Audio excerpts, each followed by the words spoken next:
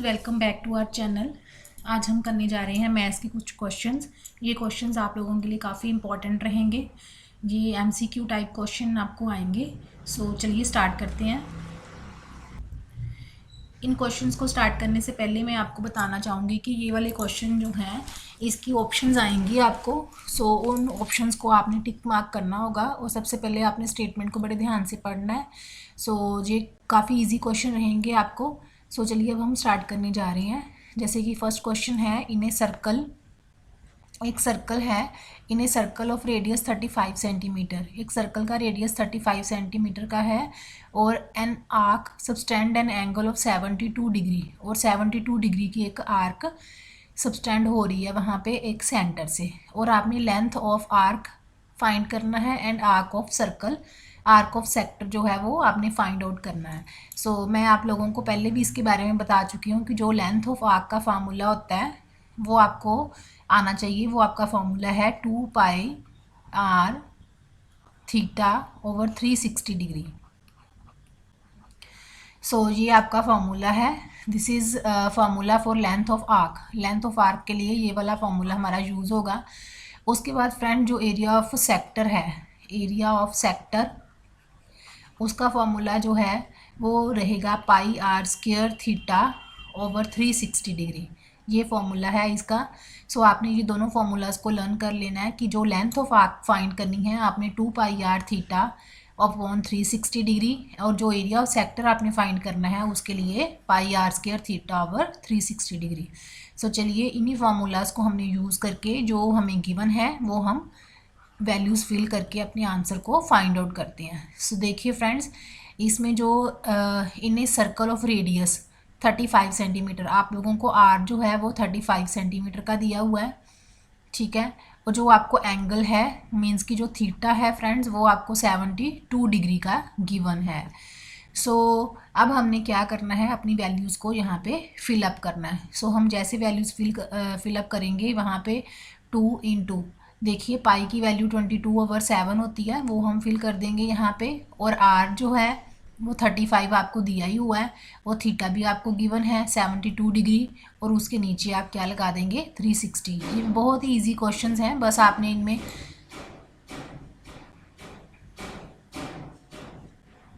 Easy questions हैं, इनमें सिर्फ आपने लोगों ने फॉर्मूलाज को लर्न करना है और वैल्यूज़ को फिलअप करना है। सो आई होप आप लोगों को कटिंग तो आप कर लोगे, फिर भी मैं आपको बता देती हूँ। देखिए 7 5 ज़ा 35, 5 के टेबल पे कट हो जाएगा ये, और उसके बाद देखिए 5 के टेबल से हम 360 को भी कैंसिल आउट कर सकते हैं। से जी आपके पास कितना आ जाएगा 72 आ जाएगा। 72 के साथ 72 हम कट आउट कर देंगे। सो हमारे पास फ्रेंड जो 44 सेंटीमीटर जो है वो लेंथ ऑफ आर्क हमारी आ जाएगी।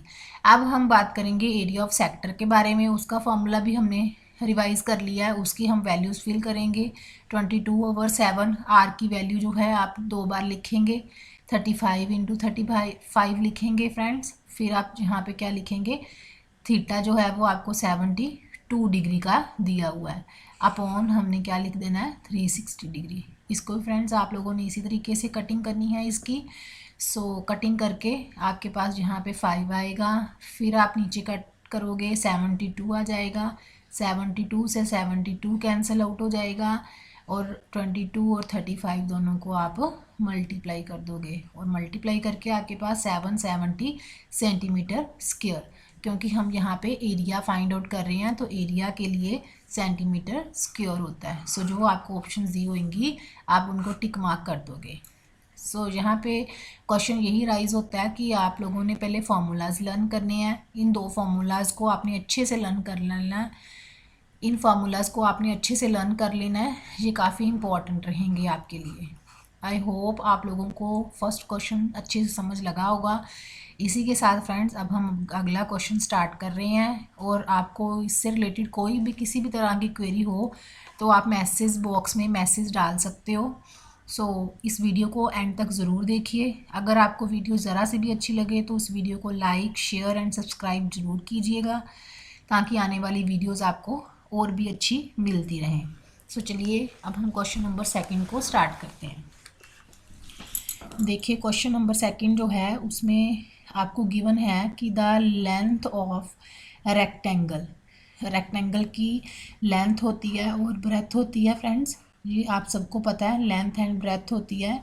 इसने कहा है कि अगर length of rectangle is increased by 60%, अगर उसको 60% इंक्रीज़ कर दिया जाए, मीन्स कि अगर उसको इंक्रीज़ कर दिया जाए, 60% इंक्रीज़ कर दिया जाए,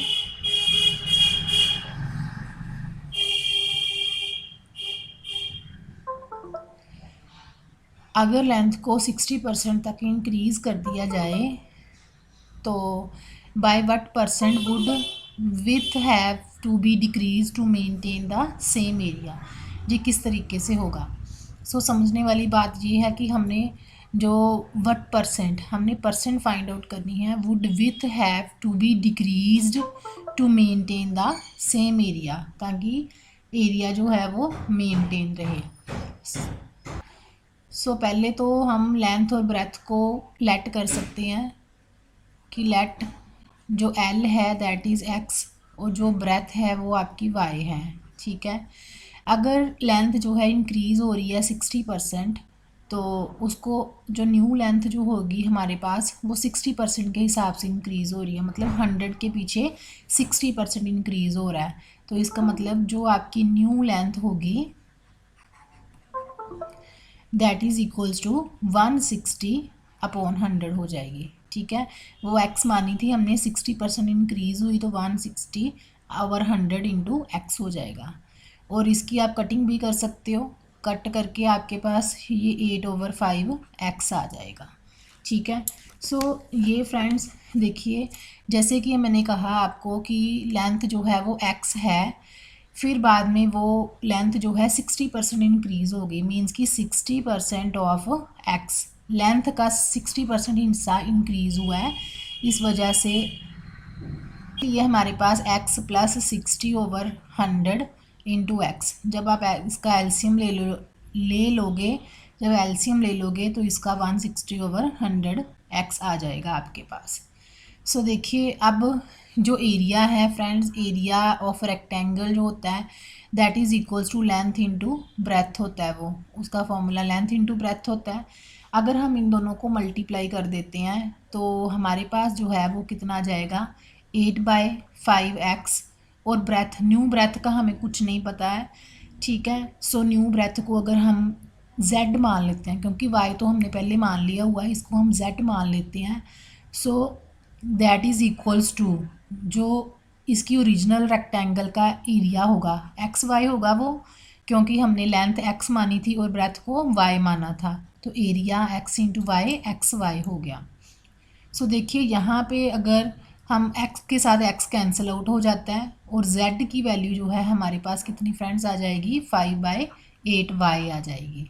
जो डिक्रीज़ इन, अब हमने ब्रेथ में डिक्रीज़ निकालना है कि कितना डिक्रीज़ हुआ है, मीन्स कि हमें जो ब्रेथ दी हुई थी y हमने मानी थी, निकाली हमने कितनी, 5/8y, ठीक है।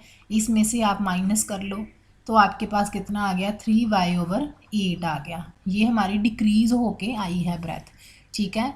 क्लियर कि ये जो हमने मानी हुई थी y तो हमने मान ली, जो हमने ये न्यू वाली ब्रेथ निकाली है, इन दोनों को माइनस कर दिया तो जो ये आया आपके पास, ये डिक्रीज़ होके आई है, ठीक है। ये आपने दिमाग में बिठाना है, यहाँ तक क्लियर कर लो।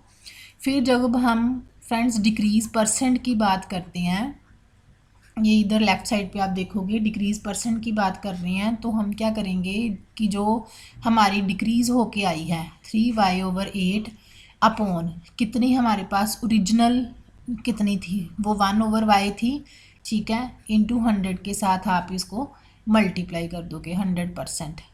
अब आप क्या करोगे, 3y/8, ये y के नीचे आप 1 लगा दोगे तो इसका 1/y आ जाएगा, इंटू 100% हो गया।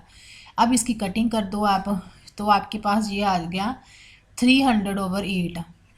इसको आप कट भी कर सकते हो अपनी कन्वीनियंस के अकॉर्डिंग, 4 2 8, ये 2 पे चला जाएगा, 4 2 8, और ये इसको आगे भी आप काट सकते हो, 75 आ जाएगा। जब 75 को आप 2 से डिवाइड करोगे तो आपके पास 37.1.5% आ जाएगा।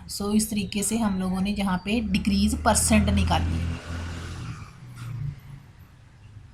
सो फ्रेंड्स इसी तरीके से हम लोगों ने क्या निकाला, decrease to maintain the same area, decrease percent हमने निकाल ली।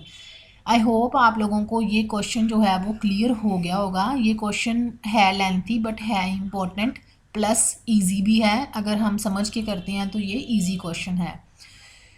क्लियर।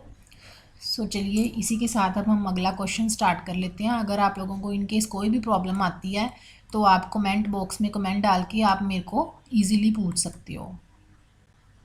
अब हम अगला क्वेश्चन स्टार्ट कर रहे हैं। Radius of circle be reduced by 50%। अगर रेडियस को 50% रिड्यूस कर दिया जाए so find its area reduced by 25%। तो इसने इसका एरिया रिड्यूस्ड बाय 25% आपने निकालना है। क्या होता है एरिया ऑफ सर्कल जो है उसका फॉर्मूला जो है वो आपको पता होना चाहिए। अगर जिन्हें नहीं पता तो वो इसे लर्न कर लो। That is pi R square. Area of circle जो है दैट इज़। सो देखिए फ्रेंड्स हमने एरिया ऑफ सर्कल जो है उसका फॉर्मूला पाई आर स्क्वायर होता है। ठीक है। रेडियस ऑफ सर्कल जो है वो रिड्यूस हो गया 50%। मीन्स कि अगर रेडियस को हमने आर माना है तो अगर वो 50% डिक्रीज़ हो गया मीन्स कि वो हाफ हो गया, क्योंकि पूरी चीज़ 100% होती है। सो अगर वो वही चीज़ अगर रिड्यूस हो जाती है तो वो रिड्यूस होके 50% हो जाएगी। इसी तरीके से अगर रेडियस आपको आर दिया हुआ है तो वो 50% अगर डिक्रीज़ हो जाता है तो वो R/2 हो जाएगा। सो यहाँ पे आपका जो न्यू एरिया होगा वो पाई R/2 का होल स्क्वायर हो जाएगा। सो आपके पास आएगा पाई R²/4 आ गया। ठीक है। So find its area reduced by 25%। सो इसका एरिया कितना रिड्यूस हुआ, ठीक है, बाय 25% के हिसाब से। सो देखिए ये आपके पास पाई R²/4 आ गया आपके पास। Now area reduction in area, area में कितनी रिडक्शन हुई है, रिडक्शन इन एरिया जो आपके पास पाई R² है उसमें से पाई R²/4 को आप माइनस कर दोगे। ठीक है। सो आपके पास माइनस करोगे, इसके नीचे 1 लगाओगे, एलसीएम लेके आपके पास 3 पाई R²/4 आ जाएगा। ठीक है। अब आपने रिड्यूस्ड परसेंट निकालना है। रिड्यूस पर जो रिड्यूस हुआ है, ठीक है, 3 पाई R²/4 रिड्यूस हुआ है, उसके नीचे आपका जो टोटल एरिया है पाई R² इंटू 100% कर दोगे आप। ठीक है। देन जब आप इसको करोगे तो 3 पाई R²/4 इसको आप ये वैल्यू को उल्टा दोगे 1/पाई R² इंटू 100% के साथ इधर 25 आ जाएगा और आपके पास 75% जो है वो रिड्यूस्ड परसेंटेज आ जाएगी। ठीक है। सो आई होप आप लोगों को क्वेश्चन क्लियर हो गया होगा। वेरी इजी क्वेश्चन है ये इस टाइप के क्वेश्चंस ही पेपर में आते हैं। सो आई होप आप लोग बड़े ध्यान से इन क्वेश्चन को समझ रहे होंगे। अगर आपको कोई भी आपके मन में डाउट हो तो आप क्वेश्चन आप पुट कर सकते हो, पूछ सकते हो। सो चलिए अब हम अगला क्वेश्चन स्टार्ट करते हैं। जैसे कि आप देख रहे हो स्टेटमेंट को, जो वॉल्यूम ऑफ हेमिस्फीयर है आपको दिया हुआ है फ्रेंड्स, वॉल्यूम ऑफ हेमिस्फीयर आपको दिया हुआ है 19,404 का।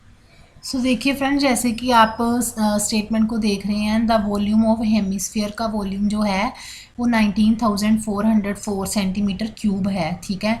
जो वॉल्यूम होता है वो क्यूबिक सेंटीमीटर में होता है, क्यूबिक में होता है।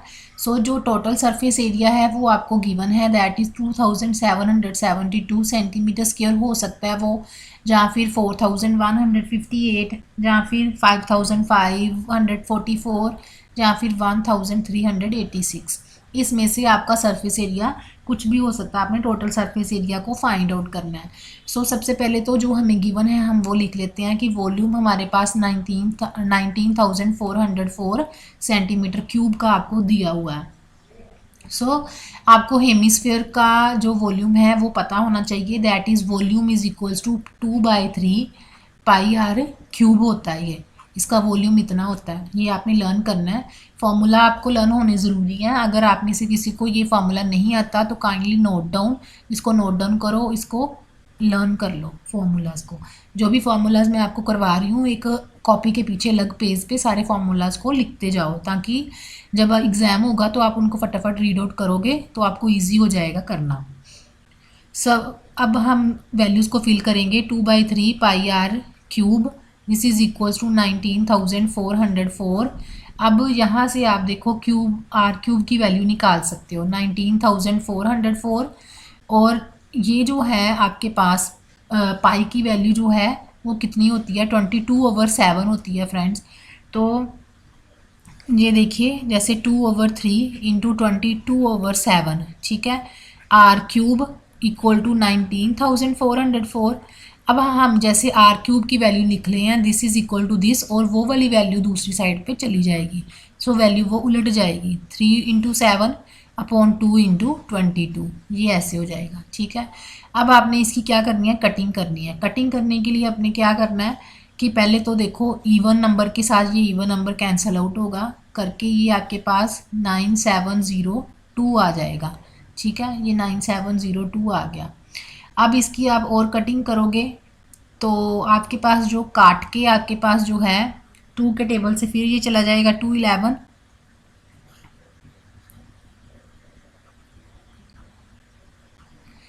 4851 आ जाएगा ठीक है। तो जब आप इसकी कटिंग आप कर लोगे तो आपके पास 9261 जो है वो आ जाएगा आपके पास।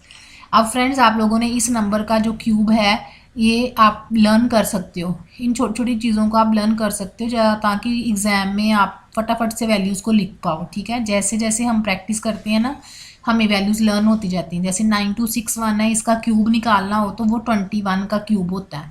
ये आप लर्न कर लो ठीक है। आर क्यूब इक्वल टू 21 का क्यूब हो गया। क्यूब से क्यूब कैंसिल आउट हो जाएगा और आर की वैल्यू आपके पास 21 सेंटीमीटर की अलग से आ जाएगी। अब बात यहाँ पे आती है कि हमने टोटल सरफेस एरिया जो है वो फाइंड आउट करना है। सो टोटल सरफेस एरिया का फॉर्मूला फ्रेंड्स आप लर्न करोगे दैट इज़ 3πr²।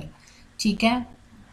मैं फिर कहूँगी कि फार्मूलाज़ को आप अलग पेज पे लिख लो ताकि आप मतलब डेली रिकॉल करो फार्मूलाज़ फिर आपके लिए इजी हो जाएगा क्वेश्चंस को करना। सो हम वैल्यूज़ को फिल करेंगे 22/7 इंटू आर की वैल्यू आप फिल करोगे 21 2 टाइम फिल करोगे 21 इंटू 21। अब कटिंग करोगे आप ठीक है। अब इनको आपस में मल्टीप्लाई करोगे तो आपके पास 4158 सेंटीमीटर स्क्वायर आ जाएगा। सो ये क्वेश्चंस वेरी इजी हैं है भी इम्पॉर्टेंट क्वेश्चंस हैं। एग्ज़ाम में ऐसे क्वेश्चंस आते हैं ठीक है। सो आपने पहले तो फार्मूलाज़ को लर्न करना है और इनको बड़े ध्यान से समझना है क्योंकि ये टॉपिक मैंने जो आपको करवाया है क्वेश्चंस आपको इसी टाइप के ही आने हैं ठीक है। स्टेटमेंट चेंज हो जाएगी इधर उधर क्वेश्चंस इसी टाइप के होंगे इसलिए आप लोगों ने क्वेश्चंस को बड़े आराम से बड़े ध्यान से करना है। सो आई होप आप लोगों को आज का वीडियो जो है वो अच्छा लगा होगा। इससे रिलेटेड आप लोगों को कोई भी प्रॉब्लम हो तो आप कमेंट बॉक्स में कमेंट डालिए ठीक है ताकि आने वाली वीडियो जो है हम आपको और अच्छी दे सकें। So thank you so much. Thanks for watching study next. इस चैनल को और प्रमोट कीजिए और वीडियोस को अपने फ्रेंड्स के साथ शेयर करें ओके ताकि सभी को इस वीडियो का फ़ायदा मिले। Thank you so much.